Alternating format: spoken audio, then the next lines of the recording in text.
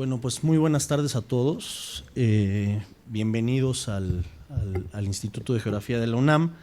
Me da muchísimo gusto saludar a toda la gente que está aquí para esta sesión del seminario del, universitario de Geopatrimonio y Geoparques, donde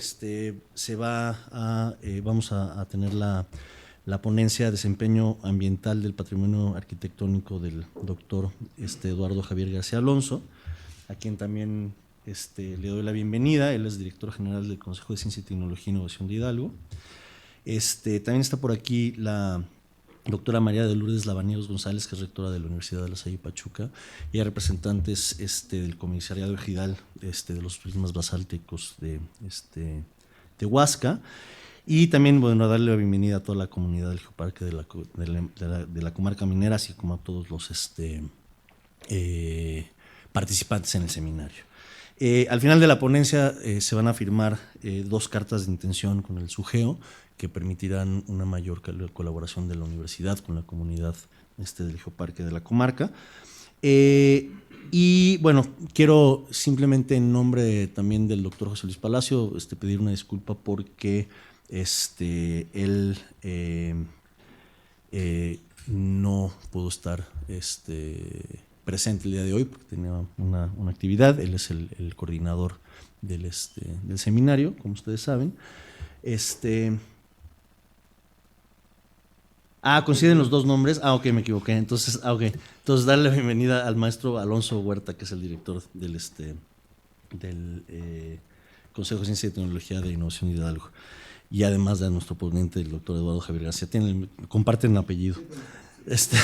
Ok, una disculpa por eso. Pues bueno, sin más, le pediría al doctor Carlos Canet que nos leyera la semblanza del doctor García Alonso. Sí, muchas gracias, doctor Manuel. Antes de hacer esta semblanza, esta lectura, me gustaría pues unirme al agradecimiento de todos los que están aquí. Muchos han venido desde diferentes municipios de comarca minera, han sufrido el tráfico de la ciudad, el calor del día de hoy, y realmente pues es un gusto muy grande y estoy muy agradecido en lo personal y también representando a mi grupo de trabajo. El doctor Eduardo Javier García Alonso, antes de leer pues, su semblanza, que actualmente es profesor investigador de La Salle Pachuca, es un colaborador esencial dentro del Geoparque. Él, de hecho, empezó a trabajar con nosotros desde el momento, antes de que llegaran las evaluaciones, que tuvieron éxito, y como saben, los 2 geoparques mexicanos fueron declarados al mismo tiempo, el 5 de mayo de 2017. Bueno, el doctor nos apoyó en ese entonces desde otra instancia y ahora nos sigue apoyando desde una universidad del estado local, que es La Salle, en Pachuca. Y bueno, él tiene además, dentro de nuestro equipo de trabajo, pues el liderazgo de la parte de la gestión, que es un tema muy complejo. Normalmente es el punto medular de los geoparques, entonces es un reto muy grande, pero estamos todo mi equipo y yo mismo y nuestros colaboradores convencidos de que con su experiencia la gestión será un punto que será tomado a favor cuando vean los avances y logros en la tan temida renovación de los geoparques, que es en 2021, pero bueno, ahora sabiendo que él tiene este trabajo, esta responsabilidad, esta experiencia, pues le tenemos un poquito menos de miedo a este proceso.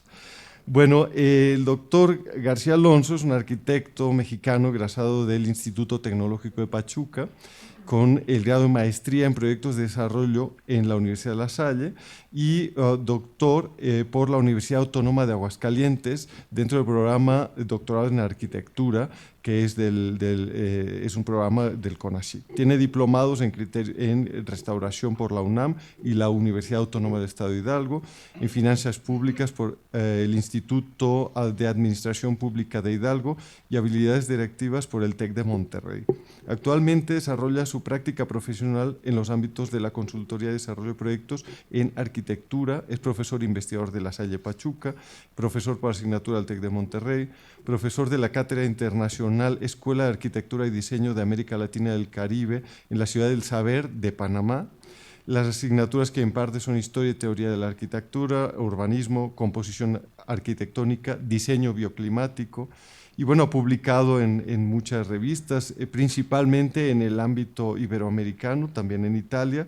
Y bueno, tiene una experiencia de más de 17 años en el gobierno estatal y federal, destacando que él estuvo a cargo del proyecto estratégico Pachuca, Ciudad del Conocimiento y la Cultura, y además estuvo también en el Servicio Geológico Mexicano.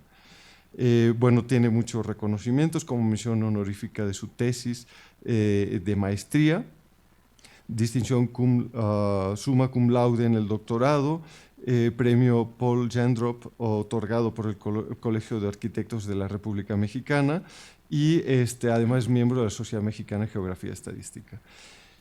Y pues ya le daríamos la palabra y pues adelante. Gracias. Y nos pasamos para el... Bueno, pues buenas tardes a todos. Gracias por estar aquí, particularmente a todos los amigos que han venido de Pachuca. Agradezco también la representación del ingeniero Rafael por parte de la maestra Flor de María Harp del Servicio Geológico Mexicano. Muchas gracias. Y pues tantos amigos que nos hemos encontrado ahora. El tema de hoy es un tema que es muy raro presentarlo en una sala de geografía, ¿no? Habitualmente estas charlas las damos en los ámbitos de arquitectura, en los colegios de arquitectos, en los ámbitos de eficiencia energética, aquí con el doctor Sergio Meléndez. Sin embargo, hoy vamos a tocar un tema que raya en la frontera entre el patrimonio arquitectónico y lo que es la arquitectura bioclimática. Para ello, les quiero presentar una personalidad, que es este señor que está aquí. Él es San Nicolás de Tolentino. Este personaje fue el primer santo de la Orden de San Agustín en 1446. Es el santo patrono de las almas en el purgatorio, de la salud, de la maternidad, de la infancia. A los estudiantes de arquitectura que nos acompañan, creo que valdría la pena que se encomendaran de vez en cuando con las entregas de arquitectura. Me voy a referir a él constantemente. Les presento aquí un mapa del estado de Hidalgo. El estado de Hidalgo es rico, ustedes lo saben ahora con el geoparque, pues es rico en un patrimonio geológico pues de muchos millones de años. Pero aparte de eso, el estado de Hidalgo ha sido rico en el ámbito patrimonial. De las 80 fundaciones agustinas que hay en México, que según nos referencia el doctor Juan Benito Artigas, 20 se encuentran en el estado de Hidalgo. Entre ellas, 2 de esas fundaciones están comprendidas dentro del Geoparque de la Comarca Minera: el convento de San Agustín en Atotonilco y el convento de San Andrés en Epazoyucan. Sin embargo, el convento de San Nicolás de Tolentino, que es este que está aquí, no sé si se alcanza a ver con él, voy a ver si puedo poner aquí bueno, si se alcanza a ver cuando señalo. Bueno, el convento de San Nicolás de Tolentino es uno de los más importantes ejemplos de arquitectura patrimonial en México. No solamente por el estado de conservación, sino por la importancia histórica que tuvo en su momento en su construcción y por el tamaño que tiene. Los ejemplos de pintura al fresco que conservan pues son muy importantes y han sido estudiados por muchos investigadores. Hay un investigador muy famoso en el estado de Hidalgo, ya fallecido, el doctor Víctor Manuel Ballesteros. Y bueno, pues muchos investigadores de aquí de la UNAM, el doctor Carlos Chanfón Olmos, el propio maestro Manuel Toussaint, fundador del Instituto de Investigaciones Estéticas, pues han hecho referencia a este convento. El convento fue construido en 1548 y se concluyó en 1573 por un fraile agustino de nombre Fray Andrés de Mata. No sabemos mucho de él. Lo único que encontramos en los textos es que fue un maestro, un fraile connotado en las artes pictóricas y que su maestro fue un pintor florentino. Es lo único que podemos saber de él. No tenemos mayores datos. Y él murió en 1574 y construyó no solamente el convento de Actopan, sino también el de Ixmiquilpan, que están muy cercanos entre ellos, y que fueron construidos como misión de enlace entre la Sierra Alta del estado de Hidalgo y la Sierra Gorda, conectando ahora la célebre comunidad o casa franciscana de Tlahuelilpan, que es un pequeño convento franciscano, pues que ahora fue famoso por la tragedia que ocurrió en el estado de Hidalgo.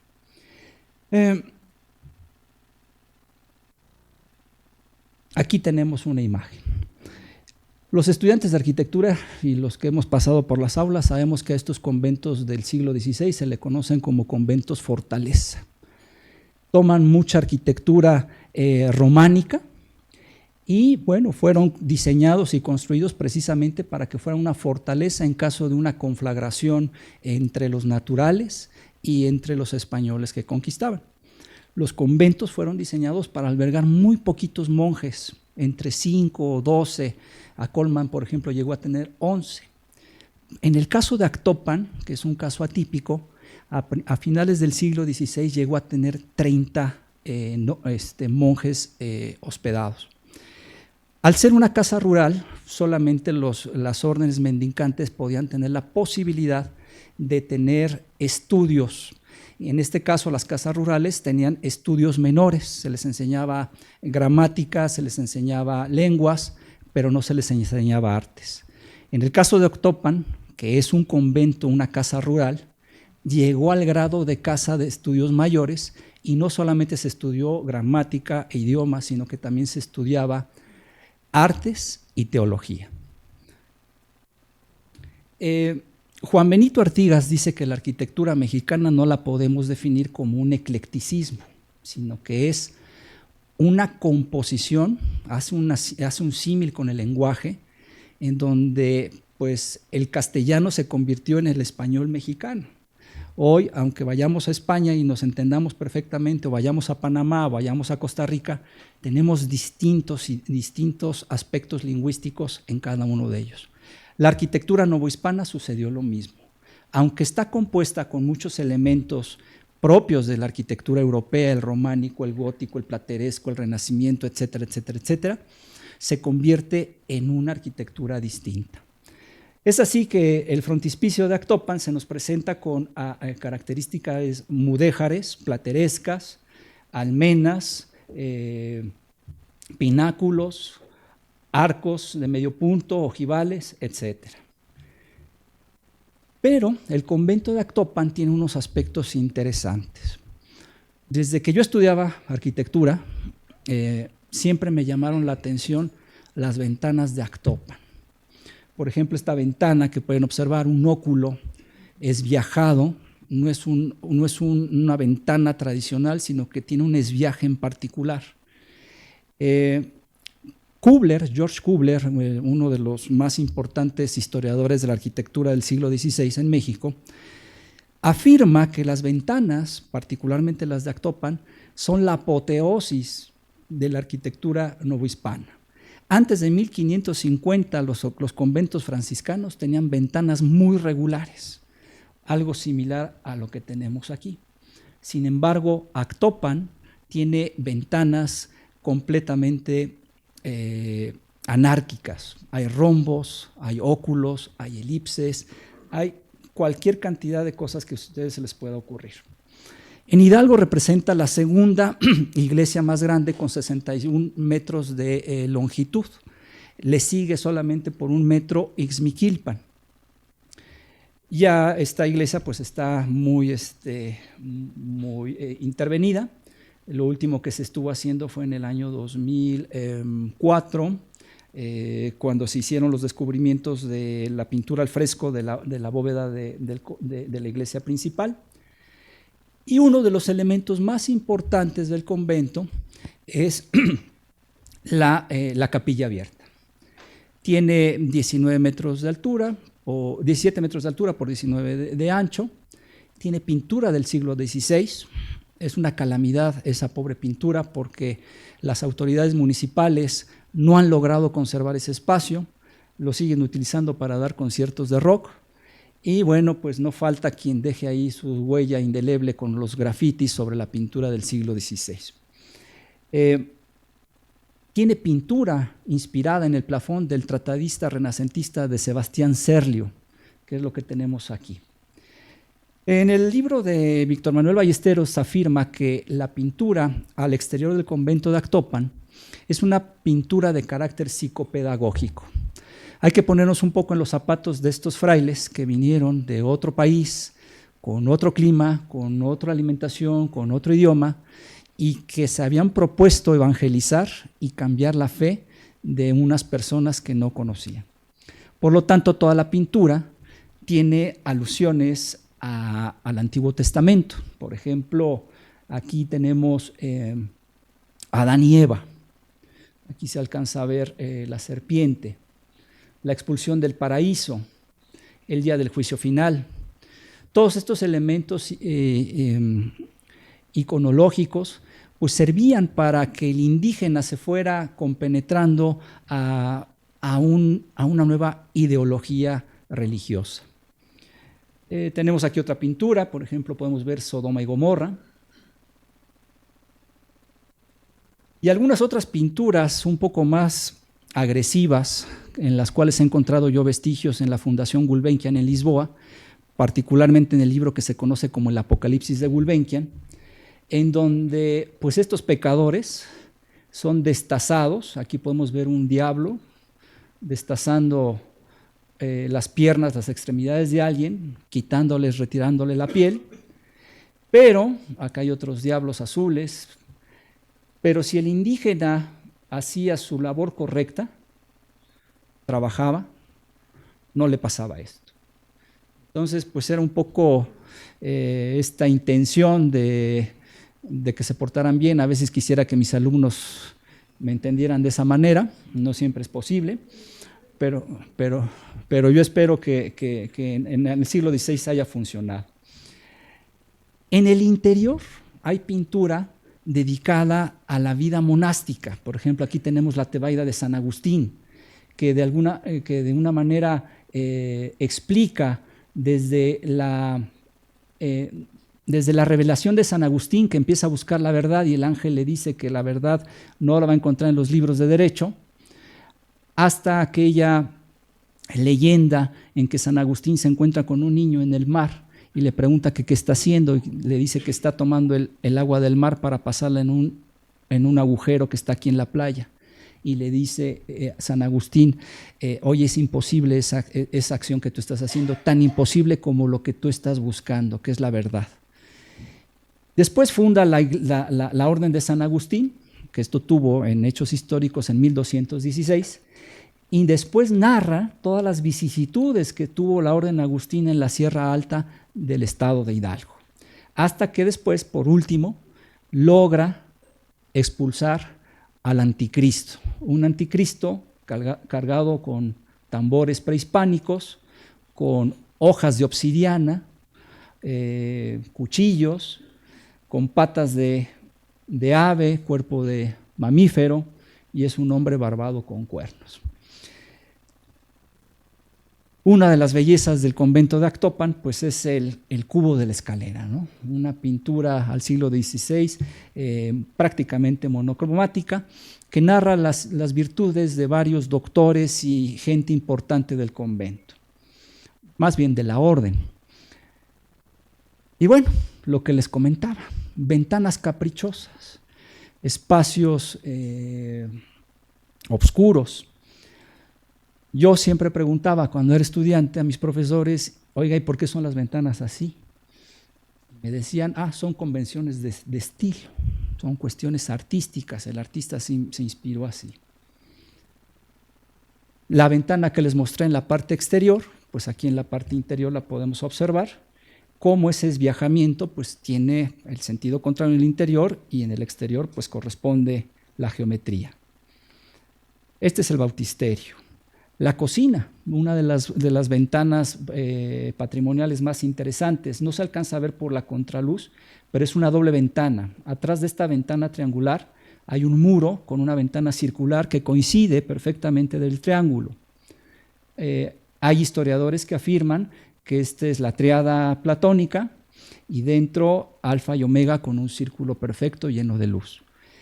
La realidad es que muchos arquitectos, particularmente hay uno muy famoso aquí en México, el arquitecto Agustín Hernández, ha tomado como ejemplo estas ventanas y las aplicó en arquitectura contemporánea, particularmente en la casa de su hermana Amalia Hernández. Veía también en la cocina que había esviajamientos de las puertas y yo me preguntaba si esto tenía una razón de ser arquitectónica o verdaderamente era una convención social.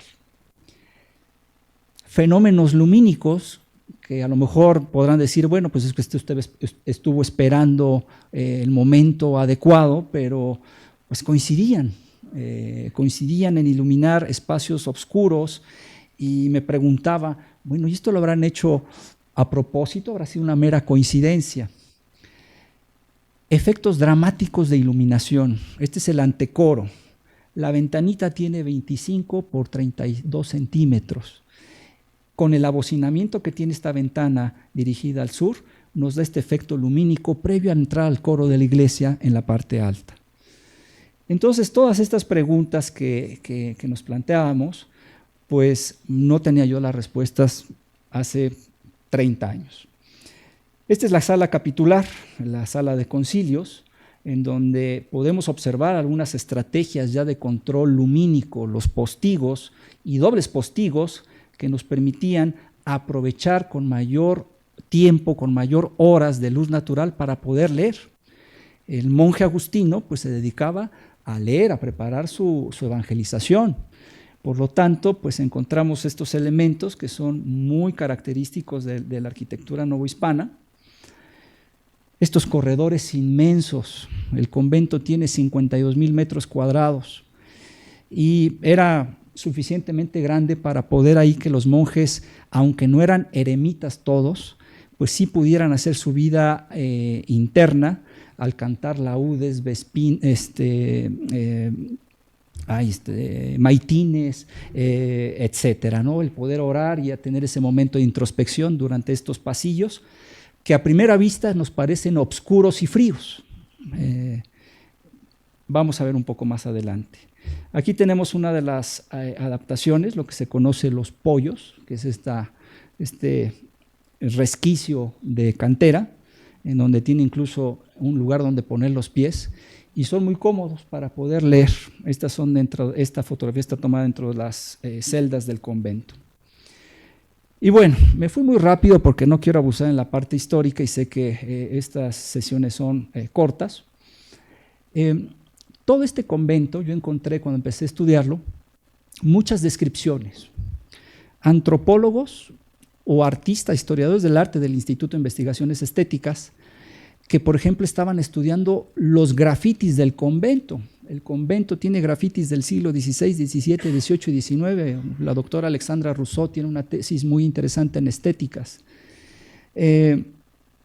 Hay antropólogos, historiadores del arte, en fin, quien ustedes quieran. Pero no había una percepción desde el interior. ¿Y qué quiero decir con esto? En 1933, la Dirección General de Patrimonio se crea y en ese momento, un año después, en el 34, el convento de Actopan recibe la declaratoria de Patrimonio Nacional y le asignan a un primer custodio el que se resguarde ese monumento. Y este personaje es un arquitecto, Luis MacGregor. Yo no sé si porque como estaba todavía iniciándose la dirección general, pues no le dieron viáticos suficientes. Y el arquitecto MacGregor se quedó a vivir dentro del convento los siguientes 7 años. Y MacGregor tuvo la curiosidad de escribir un libro que se llama Actopan, que dicho sea de paso, no hay ningún ejemplar en el estado de Hidalgo, por lo menos en las bibliotecas públicas. Lo tuve que consultar en la Universidad de Yale, en la biblioteca Winnicke de manuscritos y libros raros. Y el personaje escribió muchas cosas. Por ejemplo, en la Tebaida de San Agustín que les presenté, dijo, a ver, pues aquí hay 26 monjes. Unos se abrazan, otros lloran, otros hacen esto. ¿Qué significa? No lo sé porque no soy teólogo. Y empezó a describir muchas cosas. Entre ellas, por ejemplo, este es el refectorio del convento. Él decía que pensaba que estos casetones era para la acústica. Si uno va al convento de Actopan, nuestros amigos guías, pues a veces le ponen un poco de entusiasmo a las explicaciones, y ellos dicen que eso es para aligerar la bóveda. La realidad es que la bóveda es tan pesada que esos huecos no aligeran en gran medida el edificio. Entonces, a mí me quedó muy grabado ese texto de MacGregor, en donde decía que esto tenía capacidades acústicas, que no era decorativo. Pero en 1934, cuando empezó a escribir esto, todavía ni se desarrollaban los algoritmos acústicos para el diseño de la arquitectura con estas características. Es así que empezó esta aventura de una línea de investigación que le he llamado Desempeño Ambiental del Patrimonio Arquitectónico, y que empieza un poco con clases de arquitectura bioclimática. La arquitectura es un elemento que nos permite estar en confort. Hay edificios que nos hacen estar con mucho calor o con mucho frío. A veces estamos en un edificio como la oficina de Alonso Huerta, que hace más frío adentro que afuera de su oficina. Eso es porque un arquitecto no le aplicó criterios bioclimáticos y no se desempeña adecuadamente el edificio. Por lo tanto, la arquitectura bioclimática lo que hace es que juega con algunos elementos. ¿Cuáles? La precipitación pluvial, la radiación solar, el aire en su composición, temperatura y movimiento. Y con eso el arquitecto bioclimatista capta, rechaza o transforma. Es decir, para el arquitecto bioclimatista, el edificio inteligente no es el que tiene muchos dispositivos electrónicos, sino que el que por sí mismo, con una adecuada orientación, con una adecuada selección de colores, con una adecuada selección de texturas, el edificio funciona apropiadamente. ¿Con qué juegan los arquitectos? Pues con geometría, en aspectos geométricos, forma, orientación, aspectos constructivos, la disposición, los espesores, las texturas, el color, etcétera. Con eso se hace arquitectura. Entonces, empezamos a plantearnos, Fray Andrés de Mata sería tan buen arquitecto que hasta pudiera haber planteado aspectos bioclimáticos y adecuaciones de medio ambiente a un convento del siglo XVI. Así empezamos. Por lo tanto, el desempeño ambiental del patrimonio arquitectónico pretende aportar al conocimiento de la arquitectura patrimonial desde el ámbito de las ciencias ambientales y su relación con la arquitectura, no solamente con la descripción plástica o artística, sino que en el ámbito de apoyarnos en estos aspectos científicos, ir construyendo nuevas verdades históricas. Es decir, abrir una frontera que coadyuve a la comprensión de la arquitectura patrimonial desde una perspectiva más amplia, involucrando el clima como un factor determinante en la definición de las formas arquitectónicas novohispanas en México. Y en la metodología que propusimos utilizamos 4 dimensiones de parámetros objetivos, lo que es la higrotermicidad, la ventilación y la iluminación natural y la acústica. Yo les voy a presentar muy rápidamente algunos descubrimientos, los más significativos. Este es el plano de Luis MacGregor del convento, y aquí vamos a encontrar los tipos de estudios que hicimos en cada uno de los espacios. Análisis higrotérmico, lo hicimos aquí, en la sala de profundis. Hicimos análisis de ventilación en la cocina, análisis acústico en el refectorio, en la capilla abierta, y análisis de iluminación en el bautisterio.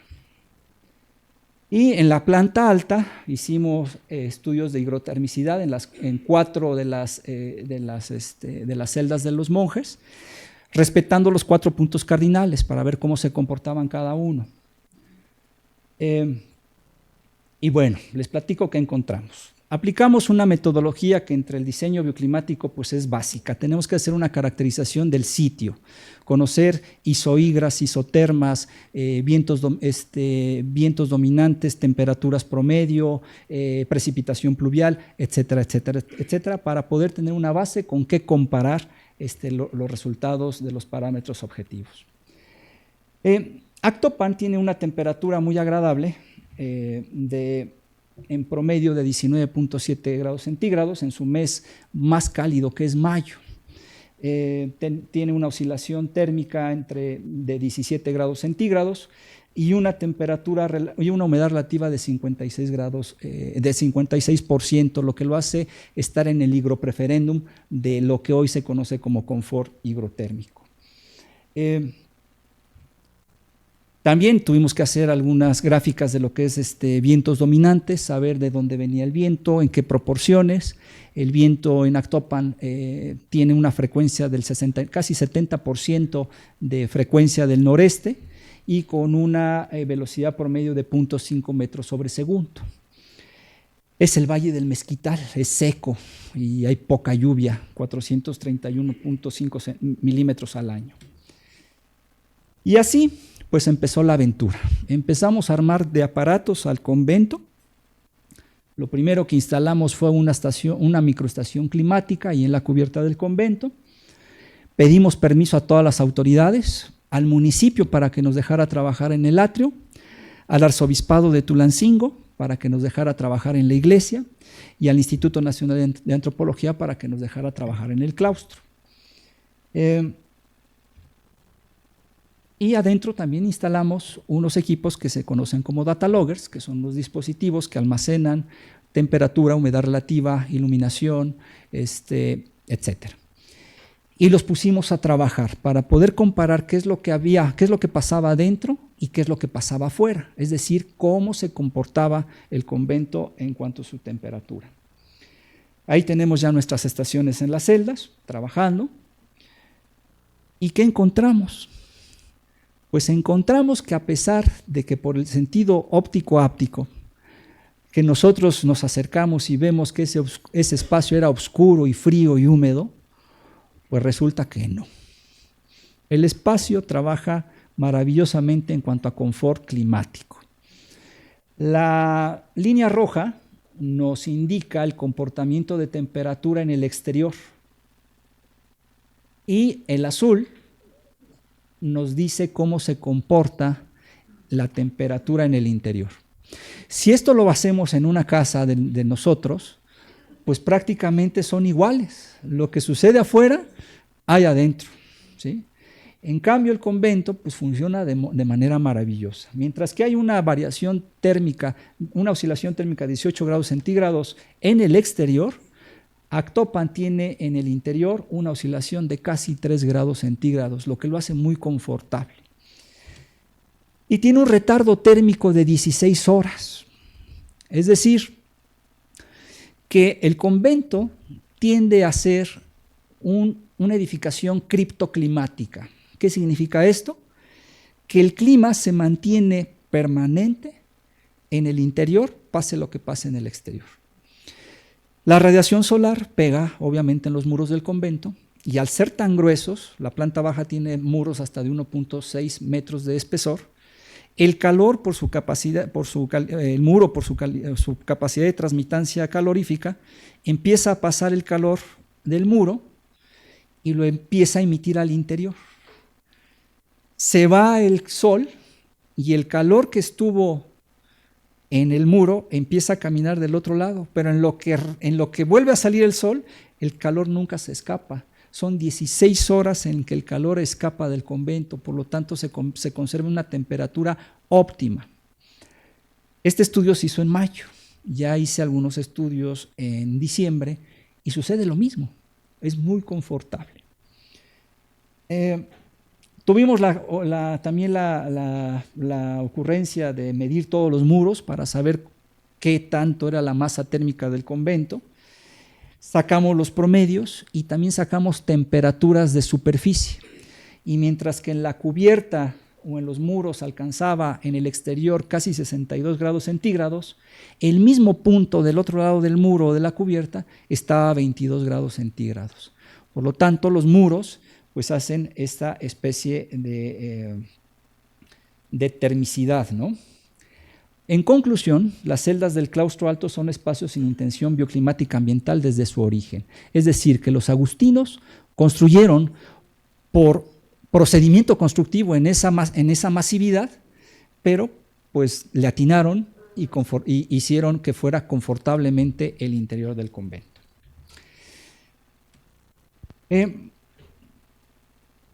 Las letrinas o cualquier espacio sanitario en cualquier edificio siempre es un tema de ventilación. Debe de estar adecuadamente ventilado, y las letrinas del siglo XVI, imagínense ustedes lo que no olía después de 400 y tantos años, las letrinas no olían bien. Bromeo. Obviamente las letrinas fueron un tema, tenía una intención climática al tener ventanas al noreste y al sureste, tratando de buscar con abocinamientos la captación de aire, pero no funcionó en el siglo XVI. En el siglo XVII los frailes abrieron una puerta al sur y propiciaron que hiciera una corriente mucho más importante de aire, cerrando los accesos al convento directamente y que se pudiera ventilar adecuadamente.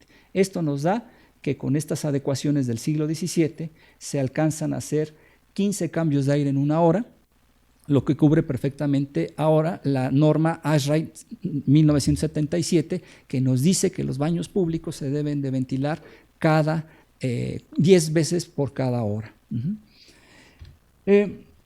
Por lo tanto, las letrinas son espacios con intención bioclimática ambiental desde su origen, pero con funcionamiento apropiado, producto de modificaciones posteriores. No fue original. La cocina, que me llamaba tanto la atención, resultó que no ventilaba bien.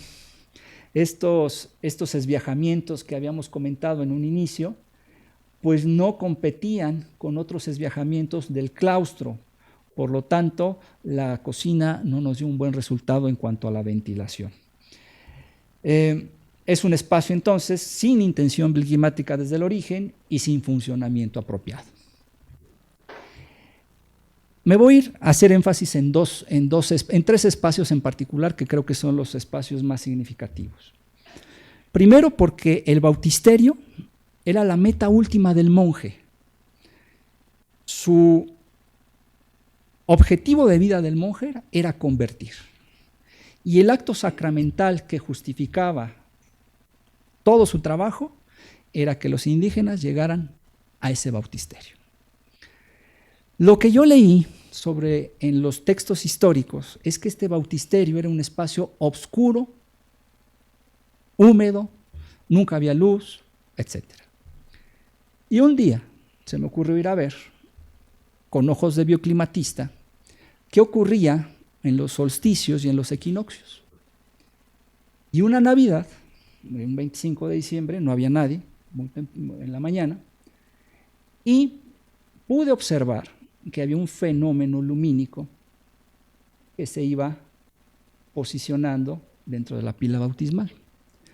Por lo tanto, puse una cámara reflex con un intervalómetro y estuvimos captando fotografías a cierto tiempo para ver si eso era correcto. Y resultó que era correcto. Después hicimos simulaciones, primero en los equinoccios y en los solsticios, y estas dos ventanas que siempre llamaron mi atención porque eran en el mismo espacio, pero de distinto estilo arquitectónico. A ver, esto era una ventana mixtilínea que se me antojaba barroca, y esta pues era propio de la arquitectura original del siglo XVI, porque había dos ventanas en el mismo espacio y con distinta disposición. Entonces empezamos a hacer estas simulaciones y encontramos que las ventanas funcionaban en distinta época del año. aquí está el solsticio. La ventana ocular empieza a funcionar el 18 de octubre, por ahí de las 10:45 de la mañana. Y para el 3 de marzo, a las igual temprano, 8 y tantos de la mañana, deja de funcionar. Y la ventana mixtilínea funciona. Bueno, y pues eso está muy bien, pero ¿para qué servía?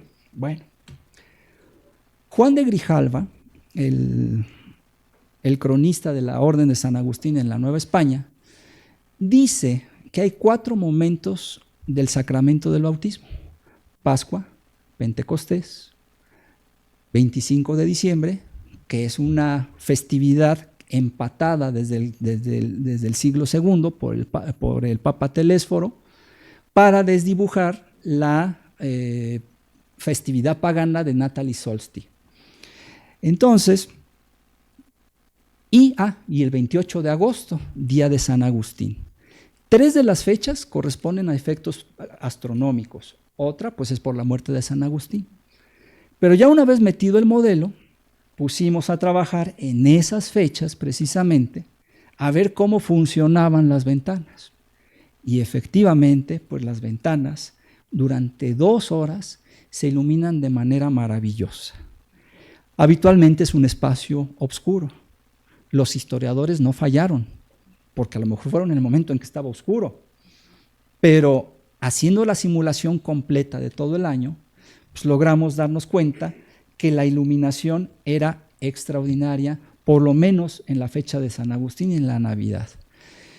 Pascuas y Pentecostés es una fecha movible. Se calcula por el primer domingo, por el primer domingo de luna llena, después del solsticio, y hay un algoritmo que se llama de Butcher que calcula la Semana Santa. Entonces era muy difícil saber, ese rango era muy difícil, pero por lo menos el 28 de agosto y la Navidad, pues coincidimos y el espacio se ilumina de manera maravillosa. Hicimos gráficas estereográficas, hicimos los cálculos de factor de día para ver cuánta luz entraba y encontramos que llegaba hasta el 45% de luz del exterior se posicionaba sobre el bautisterio, lo que nos da un 86% de iluminación óptima, hasta con 1000 luxes en algunos de los puntos, y solamente el 9% abajo de la norma de la CIE, en donde nos dice que las iglesias deben de tener 100 luxes. Por lo tanto, pues sabía lo que hacía. Siempre en el entendido de que el monje pues utilizaba el convento como un instrumento de evangelización, darle mayor teatralidad, énfasis al momento sacramental. En conclusión, el bautisterio es un espacio con intención bioclimática ambiental desde su origen, con funcionamiento apropiado, producto de modificaciones empíricas posteriores. ¿Por qué digo que son posteriores? Porque no tengo documento histórico que me diga exactamente la fecha en que se modificaron las ventanas. Les voy a dejar un videíto de 1 minutito para que vean el fenómeno lumínico.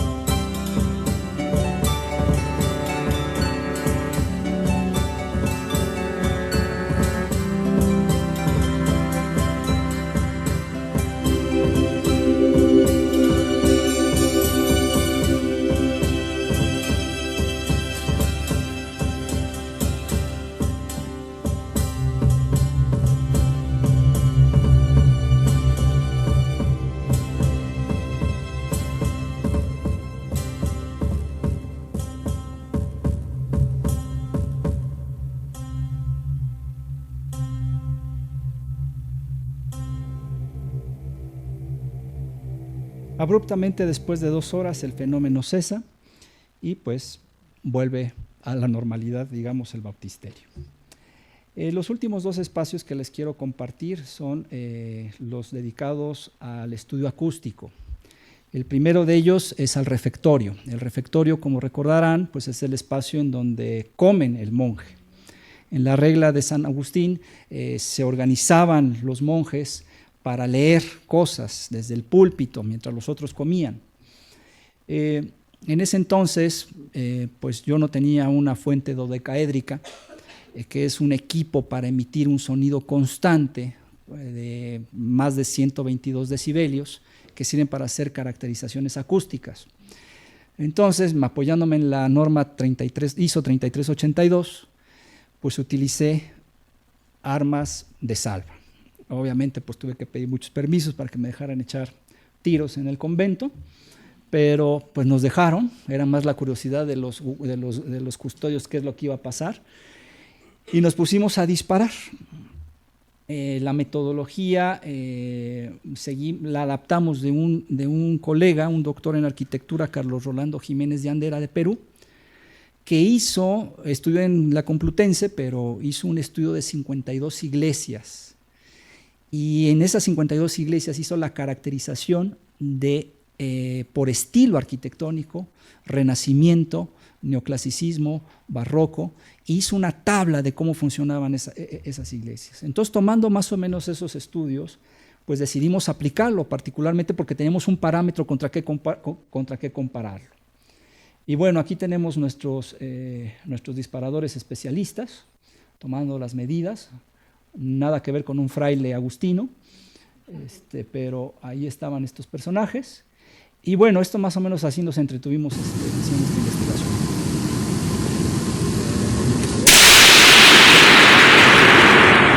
Aquí se tenía que ver una imagen, no sé qué pasó.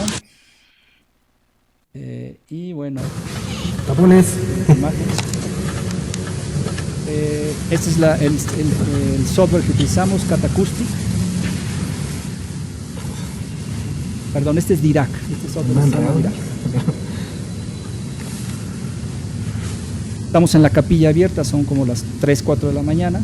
Creo que vas a ese vehículo para que quede más bajito.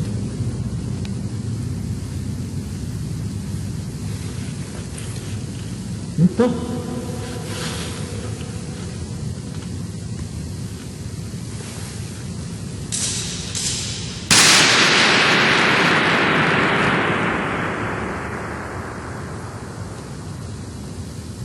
Y ahí ya una vez con los disparos registrábamos cuál era el comportamiento acústico de los espacios. Y bueno, en la capilla abierta, en el refectorio resultó que tiene una acústica maravillosa. ¿Por qué? Es decir, Luis MacGregor tenía razón. No sabía de cuánto ni por qué, pero tenía razón. El tiempo de reverberación es muy corto, de casi un poquito más de 3 segundos, y empata con el tiempo de decaimiento temprano, lo que lo hace un espacio maravilloso para la música. Y hay que tener en consideración que posiblemente haya sido también muy bueno para discursos, porque originalmente el espacio estaba dividido en 3: el antecomedor, el refectorio y la logia. Aquí está el púlpito. Entonces, hoy el refectorio pues, es más amplio y por lo tanto la acústica es de menor calidad. Kremel y Müller explican que estos casetones son particularmente difusores. Cualquier escucha fuera de una circunferencia imaginaria o focaliza o difunde el sonido. Por lo tanto, la bóveda del refectorio pues es un gran difusor que permite particularmente eventos musicales. Como Actopan enseñaba artes, yo me decanto porque sea el espacio en donde se enseñaba música. No hay ningún libro que lo diga, no hay ningún texto que me pueda yo afirmar, yo me estoy yendo por una conclusión en función de la caracterización acústica. Por lo tanto, el refectorio es un espacio con intención bioclimática ambiental desde su origen con funcionamiento apropiado. Y por último, la capilla abierta. Aunque hicimos las pruebas en la iglesia tuvo una pésima, pero pésima acústica. Tiene más, como 6.7, un poquito más de 6.7 segundos de tiempo de reverberación, lo que lo hace terrible, pero terrible. Sin embargo, la capilla abierta, y los que hemos estudiado historia de la arquitectura en un momento, en México, nos han inculcado que las capillas abiertas eran espacios para que se escuchara mejor las cosas. Bueno, yo revisé algunos textos relativos a Actopan y, por ejemplo, Fray Jerónimo de Mendieta decía, los nativos oían misa y el sermón dominical.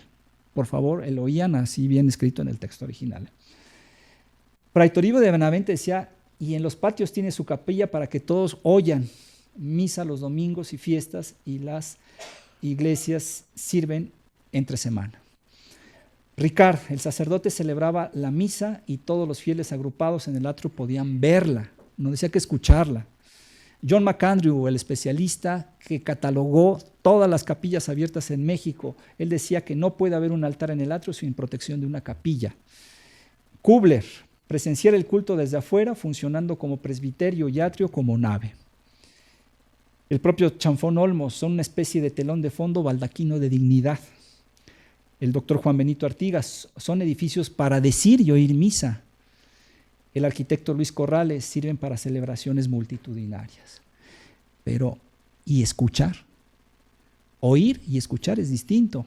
Yo puedo oír que alguien habla, pero no escucho lo que dice. Escuchar implica un acto de comprender lo que se dice, y para comprender lo que se dice se necesita la separación de las vocales, lo que se llama en sonido claridad, e inteligibilidad de las palabras, particularmente por las consonantes, es decir, que las frecuencias más altas del espectro acústico son las que nos hacen diferenciar las consonantes, el ceseo. Si yo me pongo la boca así, no me van a entender porque no van a escuchar el ceseo de la articulación de la boca. Por lo tanto, habría que hacer una caracterización de la capilla abierta. Les mostré el video que estábamos a las 3, 4 de la mañana. Bueno, la norma 3382 nos exige que haya ruido de fondo máximo de 45 decibelios. A pesar de que estuvimos en la madrugada, no alcanzamos más que 46 decibelios. Así es que todo el trabajo de los disparos en el exterior fue infructuoso. No nos sirvió de nada. Tuvimos que hacer simulaciones acústicas. Construimos un modelo del atrio, incluyendo sus contrafuertes, la capilla, las almenas, obviamente escala, y pusimos a que trabajara un modelo. ¿Qué modelo? Knudsen, un especialista en acústica, afirma que un cantante parado en el exterior sin una edificación cercana alcanza a escucharse a 42 metros de frente, 30 a los lados y 17 en la parte de atrás. Por lo tanto, en el modelo pusimos 42 metros de longitud para ver si el impulso sonoro, qué potencia tenía y qué comportamiento tenía. Esta primera imagen de dinámica computacional de fluidos, imagínenselo que está aquí el modelo de la capilla abierta, pero no lo debía de tener, y solamente llega a 41 decibelios a los 42 metros. Es muy bajito la potencia sonora. Una charla convencional en un café son 64 decibelios de persona a persona. Poniendo el modelo, alcanzamos una amplitud de 7.4 decibelios a los 42 metros, pero con una peculiaridad. Llega a más de 63 metros. Entonces, efectivamente, la capilla abierta sirve para amplificar la potencia sonora, pero en el caso de Actopan en particular, le ayuda los contrafuertes como difusores sonoros. No le ayuda un poco no le ayuda al tiempo de reverberación, hace unas resonancias poco favorables que aquí podemos observar, pero sí le ayuda a la definición de la palabra, la separación de las vocales, y ayuda en menor medida, digamos, aceptablemente en lo que son la inteligibilidad de la palabra. En consecuencia, La capilla abierta es un espacio con intención bioclimática ambiental desde su origen con funcionamiento apropiado. La mayoría de los conventos en México, y yo creo que en otras partes del mundo, obedecen a un plano del siglo IX, el plano de San Gall, en Suiza, que fue elaborado en agosto de 816, entre julio de agosto de 816 y agosto de 816 y en julio de 817 en el Palacio Imperial de Aquisgrán. Toda la disposición interior del convento coincide con Actopan. ¿Por qué hay modificaciones en México?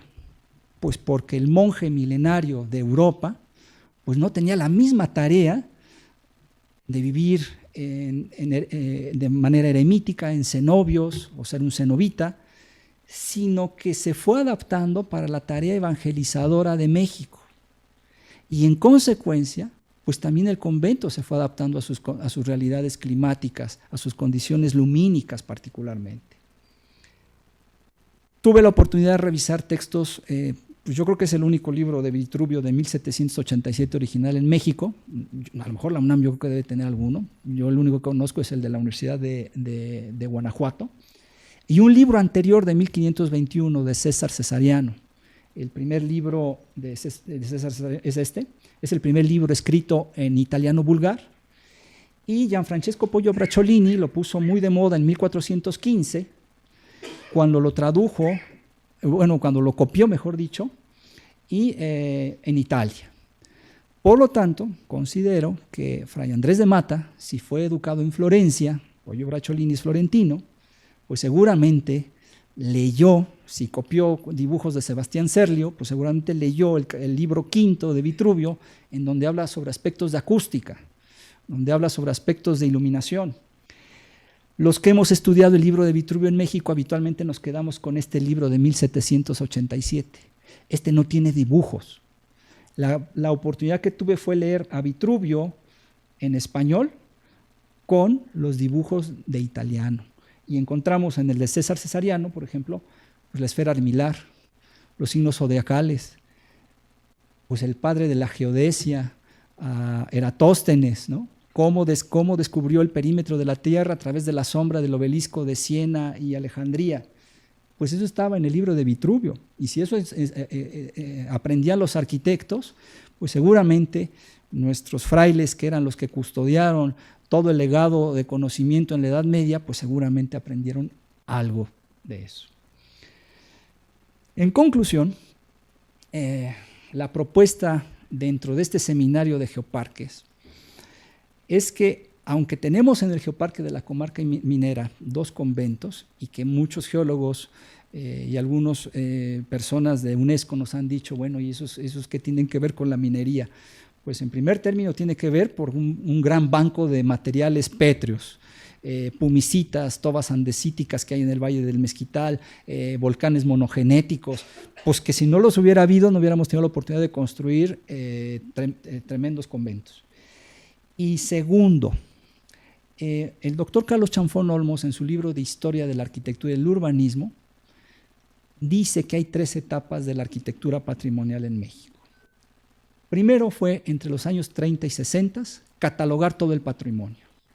Hoy en el municipio de Pachuca se está haciendo un esfuerzo muy importante de catalogación de patrimonio arquitectónico. No se había hecho con anterioridad. Es decir, que no estamos apenas entre los años 30 y 60 catalogando ese patrimonio. Entre los 70s y los 90s empezaron a aparecer los institutos que interpretaban todo este patrimonio.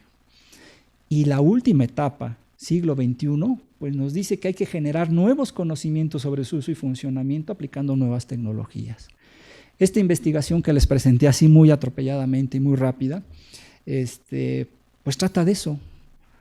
Tomar el patrimonio que tenemos en el Estado o en cualquier otra parte y acercar nuevas tecnologías que nos permitan comprenderlo. ¿Para qué? Pues para hacer construcciones contemporáneas, pues más apropiadas, más pertinentes, pues retomando el pasado. A esto el doctor Chanfón Olmos le llamó funcionalidad estratégica del conocimiento científico. El doctor Juan Benito Artigas dice que hay 464 conventos entre México y Guatemala, que se hicieron en 75 años. No conozco yo, en lo poco que he estudiado de historia, un momento de tal actividad edilicia. Y si hay 464 conventos, pues nos falta mucho por averiguar. Las anteriores generaciones de investigadores pues, han hecho lo propio con la catalogación, con la interpretación, pero las nuevas generaciones de investigadores, y más en este seno del Geoparque, en donde trata conocimientos de frontera, en donde hay una transdisciplinaridad, interdisciplinaridad, pues es muy pertinente traerlo a colación, y eso es lo que me permití compartirles el día de hoy. Es así que proponemos que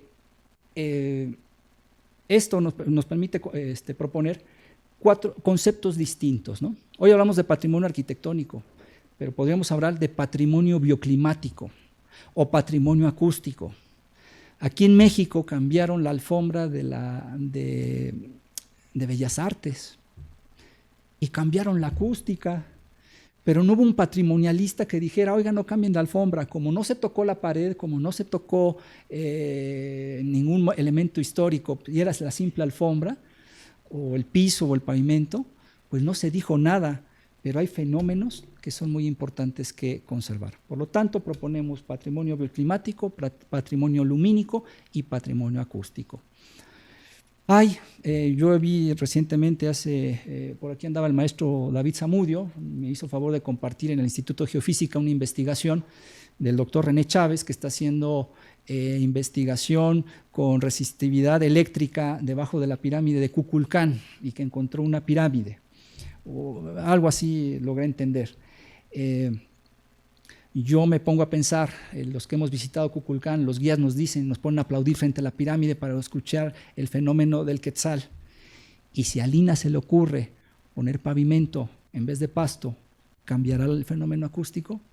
Yo estoy cierto que sí. Pues faltará que averiguarlo, faltará que a ver qué otro loco se pone a echar disparos frente a la pirámide y a ver cómo podemos rescatar ese fenómeno. Pero eso es lo que nos pretendemos aportar con esta investigación de desempeño ambiental de la arquitectura. Y por último, los dejo con una imagen. Esta la hizo en 1480 Sandro Botticelli. Es la visión de San Agustín, también conocida como San Agustín en su gabinete. Y me gusta porque es un San Agustín, es un fresco que está en la capilla, en la iglesia de Todos los Santos en Florencia, del lado derecho. Pero me gusta porque es un San Agustín que tiene una esfera armilar, y en vez de un libro de teología tiene un libro de geometría, un astrolabio. Me gusta pensar un poco esos agustinos que llegaron en el siglo XVI, independientemente de una gran fe y una gran determinación, pues también como unos frailes hombres de ciencia. Pues con eso me despido y muchísimas gracias por su atención.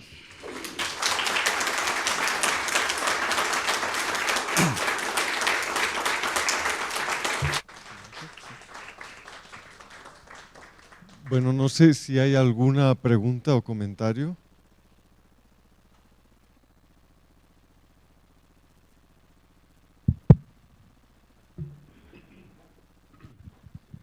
Bien, Eduardo, pues verdaderamente te felicito, tienes un trabajo espectacular, muy profundo, muy serio, muy profesional, y bueno, aparte de tan brillante exposición, tal vez evidentemente las ventanas tienen un gran significado, la luz natural, que básicamente era tal vez la parte de la semiótica de las ventanas, esto es, ¿qué significado tendrían para que la luz llegara a una hora determinada y una fecha determinada?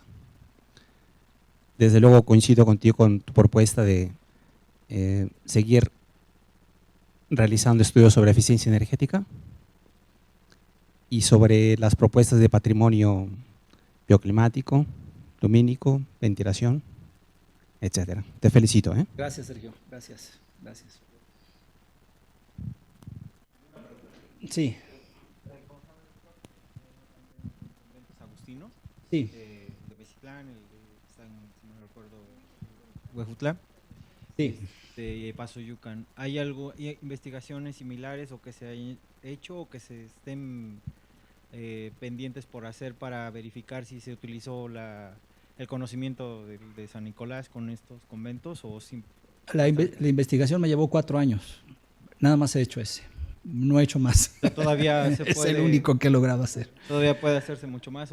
Sí, claro. Bueno, pues aquí lo interesante es que se involucran las escuelas de arquitectura y otros investigadores y que nos ayuden, porque es un trabajal, ¿no? Sí, claro. Captar toda esa información, pues es un esfuerzo físico, de tiempo, dinero y pues falta tiempo. Pero bueno, pues la propuesta está hecha. Muchas gracias.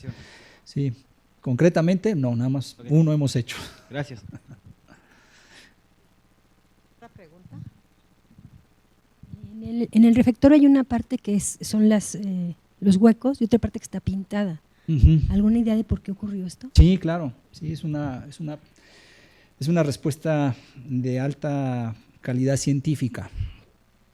En 1974, los estudios Churubusco, cinematográficos de Churubusco, fueron a filmar la Santa Inquisición en el convento de Actopan. Y como les gustó el encasetonado, pintaron la bóveda que estaba lisa, simulando los encasetonados, y se quedó así. Entonces, pues no tiene nada que ver con lo histórico, más bien fue un dato curioso, pero ahí se mantienen. Como mencioné en la plática, los espacios estaban separados por 3, entonces ese espacio no correspondía originalmente al refectorio.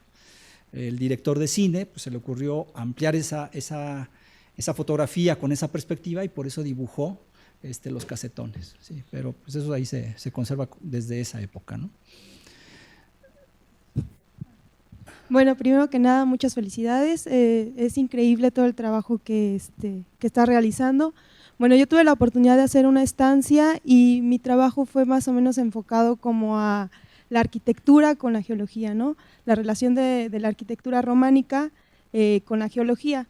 Esto desde el punto de vista de dónde proceden las rocas con las que se construyeron las iglesias o ermitas románicas, ¿no? Y bueno, mi pregunta es, hay mucho, se podría hacer mucho estudio relacionado a de dónde proceden todas las rocas con las que se construyeron los conventos para poder hacer una reconstrucción óptima, para hacer una reconstrucción con los materiales originales y para que, el patrimonio arquitectónico no pierda esta esencia, ¿no? Original. Entonces, pues no sé si haya haya como esta posible investigación o que ya se haya realizado y se conozca de dónde están las canteras, qué tipo de materiales son y demás. Bueno, esa es una muy buena pregunta. A ver, yo tengo referencia de un grupo de investigadores catamarenses en Argentina que han acuñado el término de geoarquitectura en el ámbito de tratar de encontrar los bancos de materiales con los cuales construyeron edificios patrimoniales. Es un grupo, por lo poco que he leído, que no ha dado todavía investigaciones muy profundas. Ese es mi tema postdoctoral, precisamente, eso que usted está proponiendo.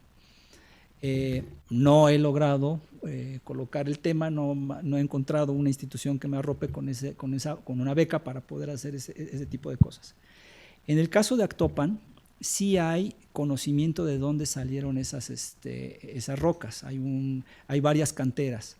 Luis MacGregor en el 34 escribió que dónde tomaba la piedra para hacer la talla en cantería y todo ese asunto, eso sí lo tienen documentado, pero el resto de los conventos no. Entonces así que hay mucho por investigar al respecto.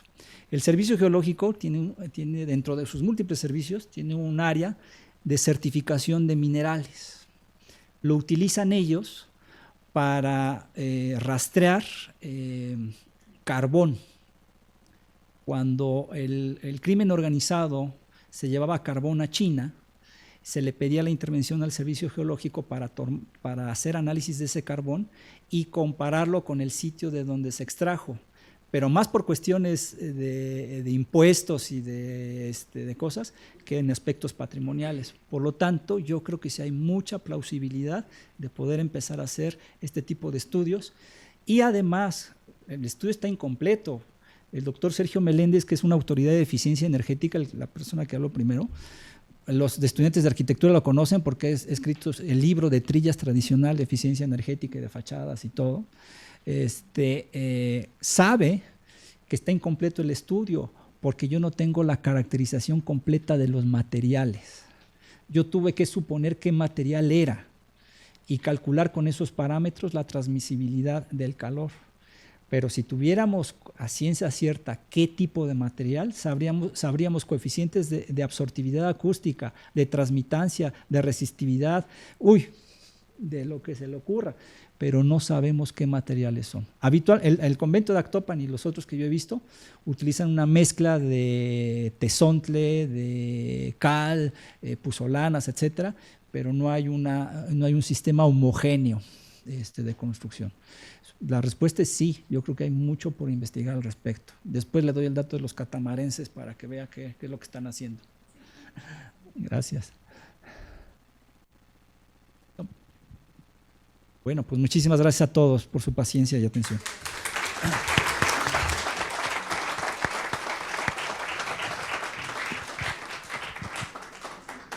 Bueno, hay parte del público que está siguiéndolo en línea, de ellos nos despedimos también y vamos a pasar a unas firmas, ¿sí? Entonces, la doctora Lavanegos y el maestro Berta, por favor.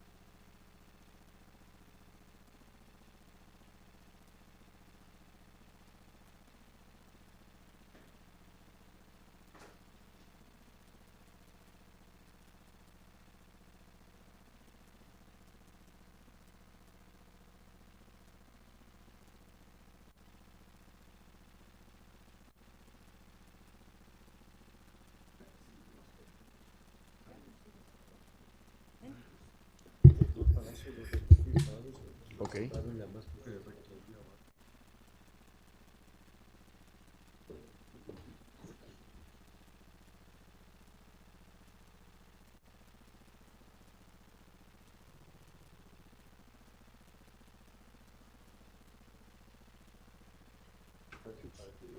Sí, también estás tú.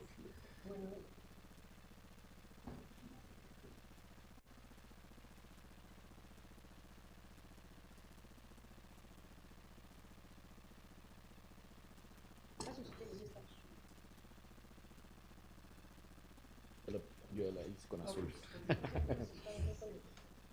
De hecho ya se está acabando la tinta. Sí, gracias.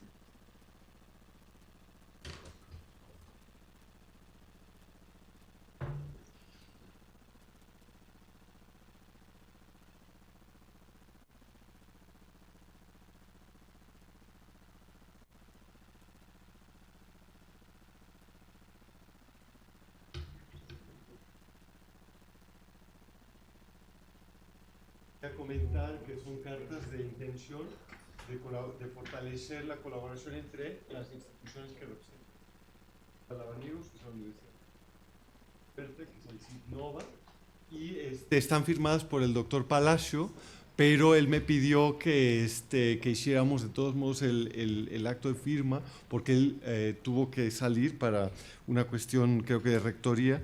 Entonces, aprovechamos que tenemos aquí a los invitados para que no quede esto sin sacar hacia adelante.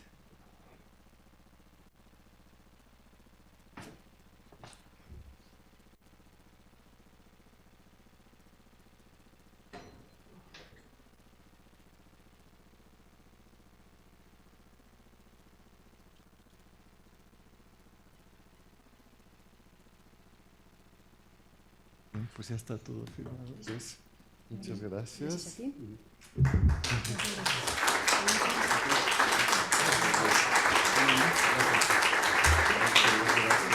Y que no se nos olviden los juegos que ahora vamos a ver cómo se distribuyen.